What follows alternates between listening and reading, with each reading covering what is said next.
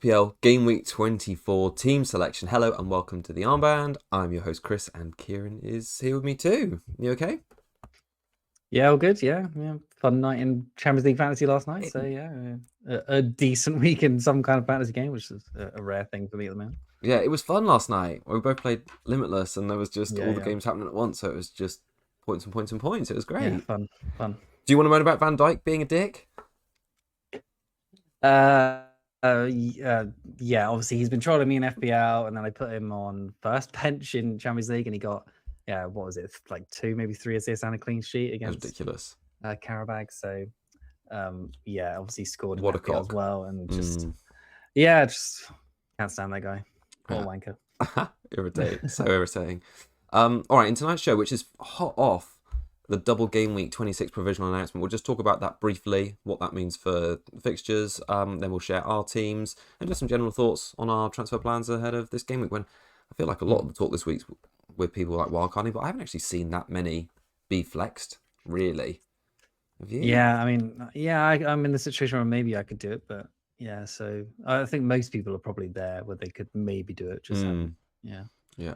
All right. Well, if you want to take it away on the Double Gameweek 26 announcement, we can have a chit chat about that first. Yes, so that's 2 game weeks from now, I suppose. So pretty short term in terms of like, do we want to roll transfers and stuff for it?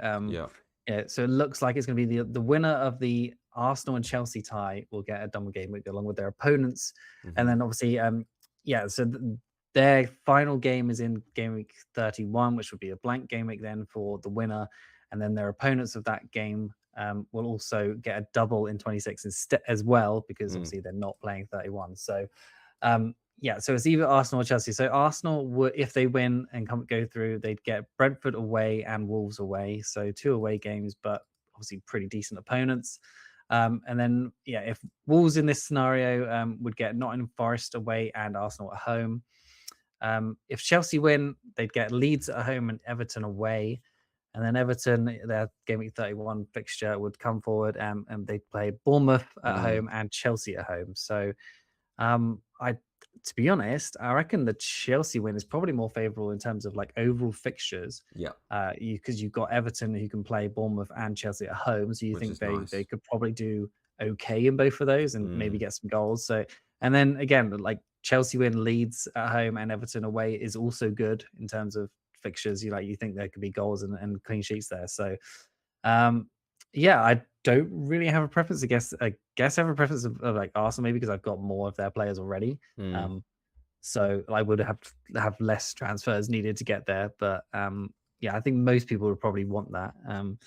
Do you think it would be free hit worthy this week? I'm not entirely sure. I think most people will be able to get assets of these teams with just transfers. Transfers probably. And then City and Newcastle, the other side of the tie, they're unlikely to get a double game week because they've got their opponents in 31. I think so. City's opponent would be Palace, I think it was, and they've got Europa Conference League playoffs that week, so they couldn't play a double. And then I think Newcastle, their opponents as well, or something Newcastle are in the Champions League playoffs. That's it. So that's right. They also can't play in that blank gaming 31 or the double 26 scenario as well. So so it's only gonna be the Arsenal or Chelsea winners to have a double.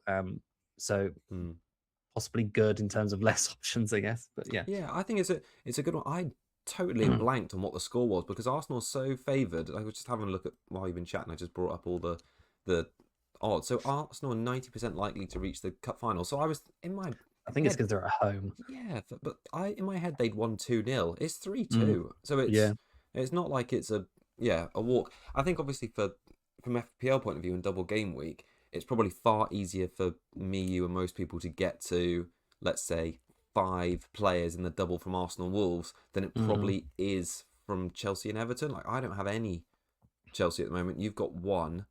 I don't have any Everton either. I've got 1 Everton left over from Dewsbury Hall from just wildcard 14. Okay. Yeah. So you're a little bit more balanced, whereas I'm totally on I need Arsenal to win for good FPL. But then you're right, like from a double game week point of view, buying Wolves players for what's probably going to be, you buy them for like double game week 24. You don't just get one, like get this Mane guy and then just have him as the cheap third striker who plays, and then just don't worry about any of the others. You have triple Arsenal and Mane, and that's it. That's true. Yeah, I think it's probably not worth ripping team up for.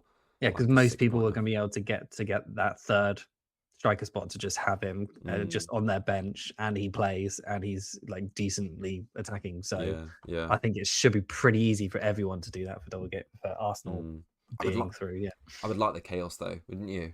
I'd like the chaos. Yeah, it'll probably be better for me in terms of rank gain, I guess. The chaos. So yeah, I like that. And then we'll speak a little bit more about chip strategy, I suppose, as we lead up to that one. But that could be quite a likely one for triple captain. Yep. Right, let's get on to our team selections. Well, why don't you go first? Actually, let's see. Okay. Yeah. So at the moment, for Bruggen in goal against Everton at home. I mean, I got Dubravka away at Sunderland. I don't know if like it could be another scenario of Dubravka getting more save points. Bruggen's probably going to concede. Doesn't get many save points. Like, could Dubravka be a start instead? Maybe. Timber with the knock. I'm hoping it's just a knock, but I do have an okay bench, so if he is out, it's not really too much an issue. Don't really need to get rid of him. Gabriel is the double up. Mukulele, Burnley at home. Hoping finally for a clean sheet there, and maybe a nice assist from him again would be cool. Chalobah, I've got minutes on Chelsea players. So Chalobah was benched in that. He'd been benched 2 times in a row in Champions League. So that's interesting. But then looking at his minutes in the Premier League, he's played every minute since game week 8, and he's missed 1 game all season. So I think I think if we're overthinking that he's going to be benched, I can't see that happening personally. Obviously, he is a new manager though. But yeah, West Ham at home, great fixture. So hopefully something there. I've still got Saka in my team. As we discussed maybe in the week, maybe not the right time to be sort of downgrading him right now. So after he's been rested fully in the Champions League as well. 0 minutes in Champions League at home to Kairat. So yeah, good rest, should play. Hoping he gets something, I suppose. But maybe I'm going to be worried about his minutes in the double. So see if he gets to play both, which would be interesting. But then maybe Rice wouldn't play Rice either. So it'd be who is the third option. Bruno at home, and Bruno at home to Fulham. Probably going to be a captain. He's not at the moment, but I think he probably will be. Tempted by Haaland though, actually, because although Spurs have been pretty good defensively, they've been good in the Champions League, but not in the league. I don't know why they've been so poor in the league. And then Haaland scoring is kind of maybe like made it a little bit more he can still score. He did go quite a lot of games without a goal, but he's still Haaland. Rodgers at home, Haaland, as I said, Ekitike, Newcastle home, and then Mane I'm playing at the moment. I don't feel great about it, but I think he's probably better than. Aren't they, surely? Yeah, probably. I mean it's Wolves, isn't it? So they could keep clean sheet as well. So at the moment it's Anderson first bench, Minte, and then Dewsbury Hall. Minte, I've no idea. Like, he should surely start playing again at some point, starting. But I don't know. He's been fully dropped now. I need to get rid of him. So I might put him second, third bench maybe. Like Anderson's first bench at the moment, just for Defcons versus United, would be yes. I'm not expecting a clean sheet or anything. So, but then they are one of the form teams in the league as well, actually, at Fulham. So, they're not going to be a pushover for United for sure. So. No. That's why I'm kind of slightly leaning to maybe someone else captain. And just on XCK, I'll probably he's been trolling me as well as Van Dijk, I suppose, even more so almost. And returned in the Champions League, obviously. Got a goal and assist in Champions League. Came off slightly early, I think it was as well. So I think should be good to start at the weekend. I think Newcastle will probably be a bit tired against PSG, whereas Liverpool's was a bit of a cakewalk for the 6-0 win. So some confidence gainers for him in other competitions than the Premier League. And I think I'll probably just keep him I think I'm probably just going to roll. I would like another Chelsea player, but I don't really have a way to get Enzo I could go JP from Ekitike, but it's not the way I don't know if he starts. So just on just on Chelsea minutes as well, João Pedro got 90 minutes, Enzo got 90 minutes, Palmer got 45, but apparently he's supposedly fully fit now. It seems like nonsense, doesn't it? Which is interesting. And then Delap was an unused sub. So Delap start against West Ham. Possibly. I mean, that seems quite likely to me, especially with the Arsenal fixture the midweek after. So Palmer start and come off at like 60. Yeah, good question on Palmer. Probably, yeah. I could see that, yeah. Delap start, Palmer start, probably a Neto, maybe an Esteval start. Well, actually, because Palmer and Esteval seem to kind of rotate on the right wing a little bit, don't they? So I think Enzo will start again. I would hope to see he gets less minutes, but I think he'll start. But JP is the one I'm worried about the most, basically. That's my team at the moment. Have you got big FOMO on Enzo? Like we talked about on Tuesday, I just don't see how these like returns are. I've got big FOMO about it, but I don't see how the returns are like can be continued. He's had 2 penalties and 1 assist that's bounced off his shin in like his last 3 games. Yeah. I just have no easy way to get to him. I don't think I'm selling Saka before Leeds away. So, and that's the only way I can really do it. I'm not selling Rodgers, not selling Bruno. You're not affording from Minty? Yeah, there's no money. I mean, Minty, but like I've got no money in the bank. Oh, so, right. Yeah, I can't do it. Oh, yeah, and it's not worth a hit, is it? No, I don't think so. I think the team looks good this weekend. I think it looks nice. Yeah, we'll see. But yeah, there you go.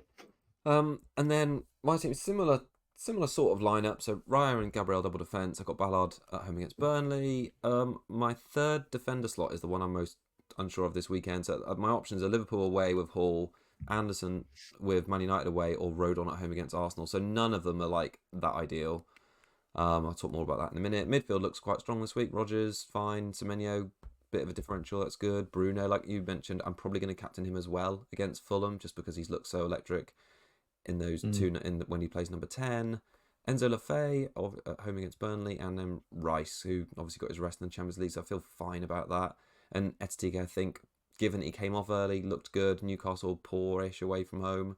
I think it makes sense to start him with Haaland and bench Thiago. So the difficulty I've had, like, I want something on Chelsea. Hall was like a short term for the fixtures, and they've kind of dried up a bit now. Chalobah's got 4 nice fixtures from now. He was like my primary get this week, and buy and obviously start.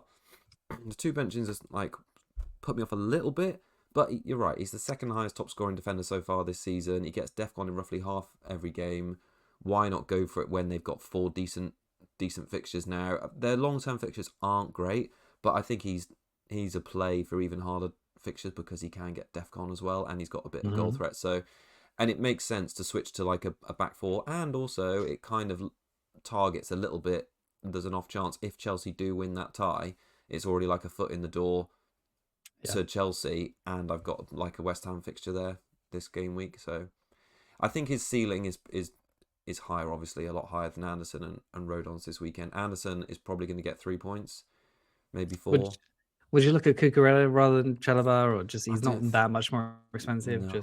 I think just for the DEFCON and the centre back, like I may as well just get 5 centre backs now. And Hall's been my only wing back, and he's been good, but he wasn't as good as Thor was over that run, or however you pronounce it, Tior. Someone said about how I've been pronouncing it, but you know what I mean. So yeah, I think that's the team for this game week. I think it looks fine on paper. I'm a little bit worried about Enzo. I just need Semenyo to outscore him, or Enzo Lafay to be kind of similar. And I got 2 players in Monday night, which is the Burnley fixture. Yeah, I think they could be fine. So I think that'll be all right, really. You must be pretty pleased now because your bench is like they're all healed. Well, apart from like Minte's not starting, minutes, nor is Dewsbury Hall yet. But they're healed. I mean, I assume Dewsbury Hall starts in the they're back to like not being crap. But yeah, Dewsbury Hall got 45 last week on his return, so that's good for him. And yeah, I think he should start over that Armstrong guy. So they're going to be back to kind of like their strong team when they were like good with like MDI, Dewsbury Hall, Barry, or whoever's starting up front, and like who even does it on the others? Well, they haven't got Grealish at the moment, I suppose. Is Grealish back? No, I think he's got 3 games. Yeah, so Dibbling maybe. Yeah, whoever it is, like I think they're stronger for it now that they've got those guys back for sure. Yeah, they probably score against Everton. And I think Verbruggen probably gets like almost no saves either. So, yeah, it's Verbruggen versus Dubravka is quite hard. There's a decision, yeah. Right. I don't think I've got any. Have you got any more to add this game week or add in this video? No, I don't think so. No? I think that's it. Yeah. All right. Cool. All right. Well, short and sweet for the team selection one. Let's hope we could do with some green arrows, couldn't we? Yes, that'd be nice. Like top 25k game week ranks. But top 1 ranked, please. Yeah, that'd be great. All right. Well, I hope everyone watching. Thanks for checking us out. I wonder how much that would actually like change your rank. Yeah, like probably like 2 million plus or something. Like something like that. Yeah, probably. That would be insane. Yeah, depends where you are, but I suppose I suppose like at least 1.5 million. You'd think. Yeah, nice, glorious. All right, thanks everyone for checking us out. If you've enjoyed content, please hit that like and subscribe, and we'll be back next week to preview game week 25, and we should have, or maybe we won't by the time we record, but some point next week we'll have double game week confirmation, which will be exciting. Yep. Cool. All right. Until then. Thanks all. Bye bye. Cheers.